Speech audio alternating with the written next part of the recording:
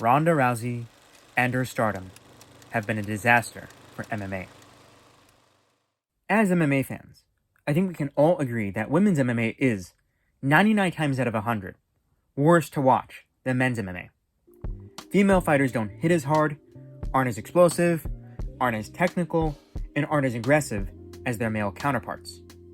Hell, here are some photos of Rose Namajunas, Carla Esparza, and Juliana Pena throwing punches with their eyes closed, which is something even amateur male fighters don't do. And all three of these women are championship caliber fighters in WMMA. Combat sports are the only kind of professional sport where men and women compete at the same event, and most fans groan whenever they see a women's fight on a card. And don't get me started about how they react to seeing a WMMA fight headlining a fight night, or God forbid, a pay-per-view. And speaking of pay-per-views, the 3 lowest selling pay-per-views of all time were headlined by Amanda Nunes. And she, honestly speaking, was the biggest women's MMA star since Ronda Rousey. I would not be surprised if the women's divisions have lost the UFC money ever since Rousey retired. They basically closed down the women's featherweight division, and Kayla Harrison is the last hope for women's bantamweight. Valentina Shevchenko, the champion of the women's flyweight division, has been fighting in the UFC for nearly a decade now, and she's due to retire in the next few years.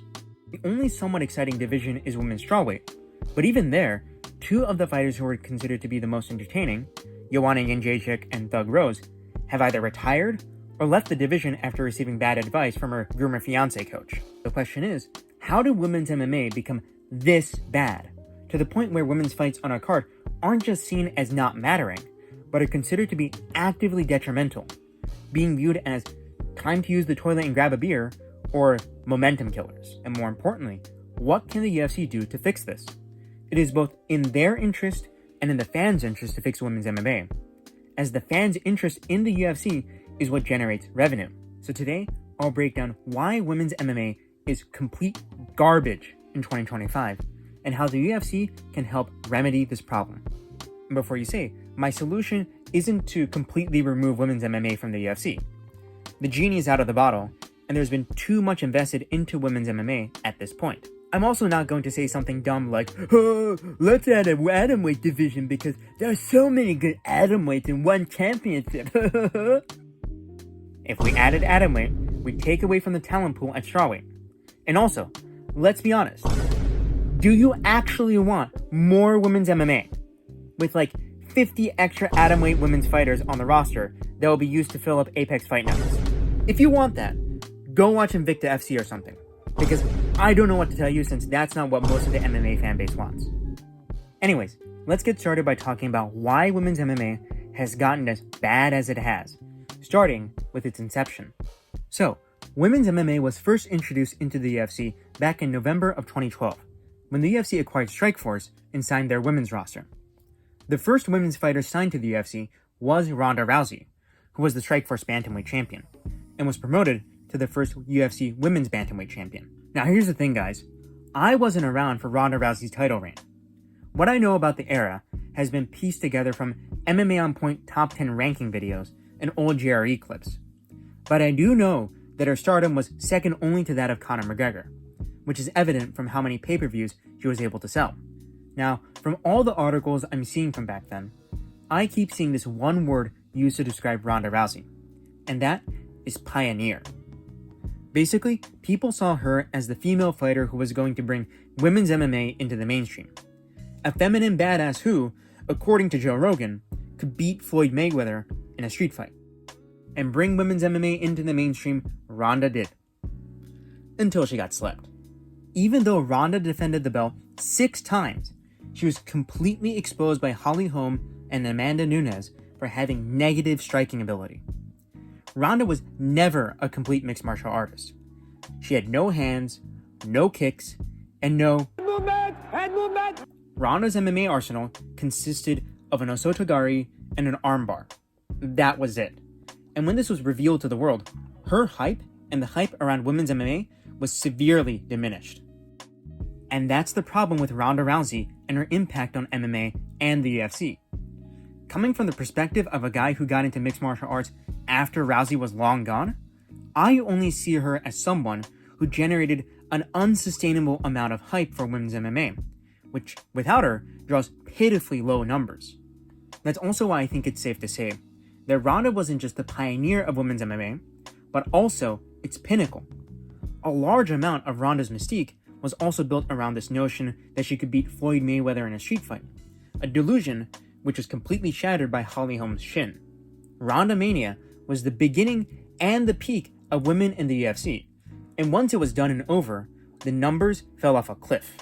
Sure, there were a few famous female fighters like Nunes, Cyborg, Holm, Namajunas, Joanna, Alexa Grasso, and Wei Li. But did any of those names ever come close to rivaling Ronda Rousey?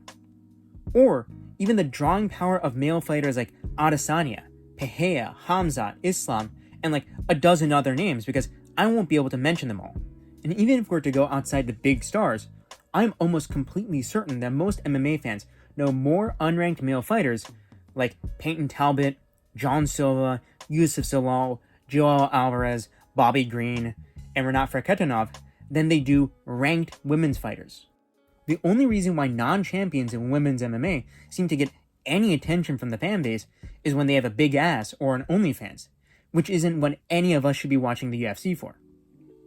And as a result, even though Dana White said this, when are we going to see women in the UFC, man? Never. Never? Never. we now have 3 divisions and hundreds of female fighters signed to the roster, most of whom the fan base couldn't give a damn about. And here's the problem with that. The level of talent displayed by most of these fighters is just not up to UFC standard. The UFC is supposed to be where we can watch the best fighters in the world. But if you watch a typical women's fight on a fight night, you can expect to see sloppy striking, lay and pray grappling, and decision after decision after decision.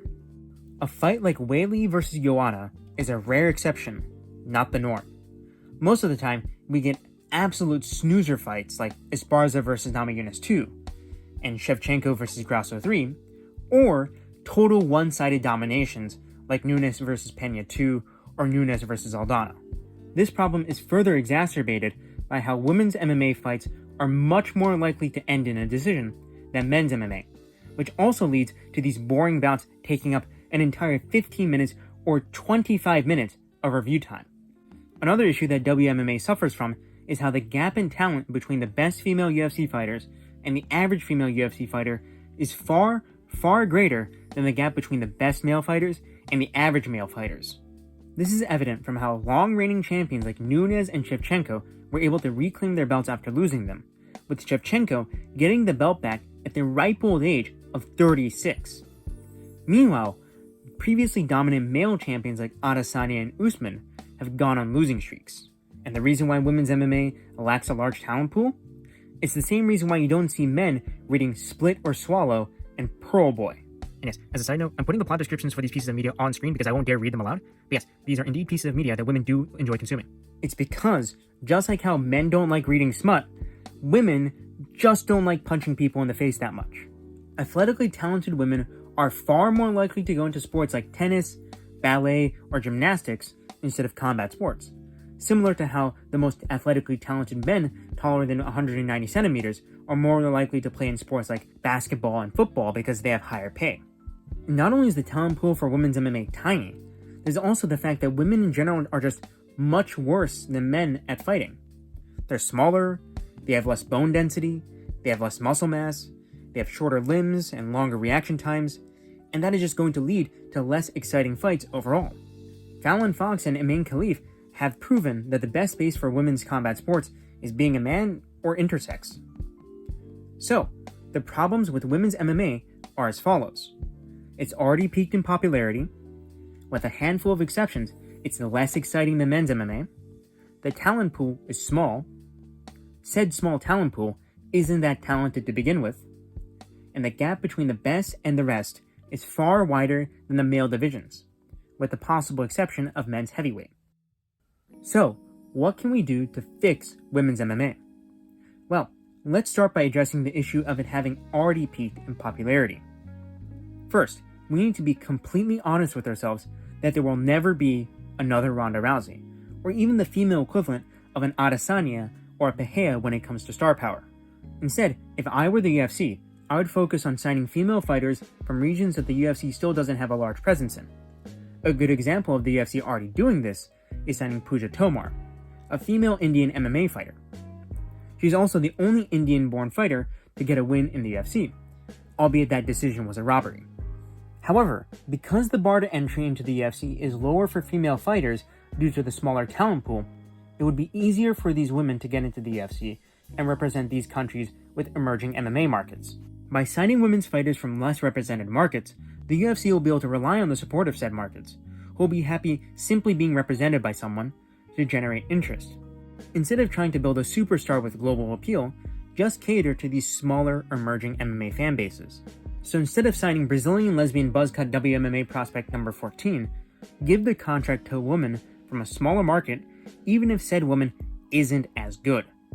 And sure, that's not meritocratic, but the UFC has long since ceased to be a pure meritocracy, if it ever was. If the UFC was actually built around pure merit, Sean O'Malley would have never become a champion, and Michael Chandler would be fighting on Apex cards against Terrence McKinney by now. And that leads me to my second fix. Take the top 15 of the female divisions and reduce it to a top 10 or even a top 5. Aggressively trim down the size of the roster until it's half its current size. 3-fight loss streak? Cut her. No finishes over the course of 5 UFC fights? Cut her. We should 100% do this with the women's bantamweight division, although I'm a bit more on the fence about flyweight and strawweight.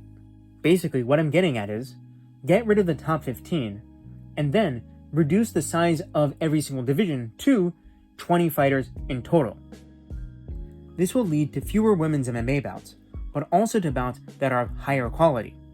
It will also lead to a significant reduction in the amount of fighter pay that the UFC would have to fork out, which could then be redirected towards building up and signing prospects for divisions that have more drawing potential, like men's heavyweight and light heavyweight. So basically, only sign super talented female fighters from outside the UFC, a good example being Dakota Dusheva in PFL, and the only mid fighters who should be signed are those from emerging markets. No new signings of mid fighters from saturated markets like the US and Brazil. Then, my third and final fix would be no more women's main events. Period. From Apex Fight Nights to pay-per-views, just no women's main events at all. Now, there is a two-tiered problem with doing this. First, there's the fact that doing this may be viewed as the unequal treatment of female fighters on the basis of sex. And second, the UFC's current broadcasting partner, ESPN, which is owned by Disney, may have set DEI quotas for a certain number of women's main events per year. The first problem, which is that this may be viewed as unequal treatment of female fighters, could most likely be dismissed on the basis that UFC fighters are classified as independent contractors under US labor laws. That means that laws like the Equal Employment Opportunity Act of 1972 does not apply to them. Furthermore, if there were any legal troubles, the UFC should have enough data to argue that making these cuts to the women's divisions is on the basis of them not being as profitable as the men's divisions and not a consequence of random misogyny on part of the UFC. And this sort of change should be easier under the Trump administration, which is aggressively taking an anti-DEI stance and appointing judges who are more conservative. Then, in regards to possible broadcaster quotas for women's main events, the deal between the UFC and ESPN/Disney is set to expire this year. Based on the success that the UFC has had over the past couple of years, it should be possible to renegotiate a deal that would lead to greater profits for both the UFC and its broadcasting partner, be that ESPN or another company. And considering how the political environment is rapidly shifting towards an opposition to diversity, equity, and inclusion quotas, this would be the ideal time to strike a deal without restrictions like that. But yes, just to summarize everything, women's MMA is mostly trash, and Ronda Rousey's stardom led to the creation of divisions that simply aren't as big of a draw, as profitable, or as skilled as the rest of the UFC. So reduce the size of the rosters so that we get decent fights from those divisions, and instead of trying to get a new Ronda Rousey, build up fighters from underrepresented regions to build hype in those places. So yeah, those are my proposed solutions to the problem that is women's MMA. Like, share, and comment if you agree. Or disagree. Who knows? Maybe you're that guy who really wants women's atomweight in the UFC.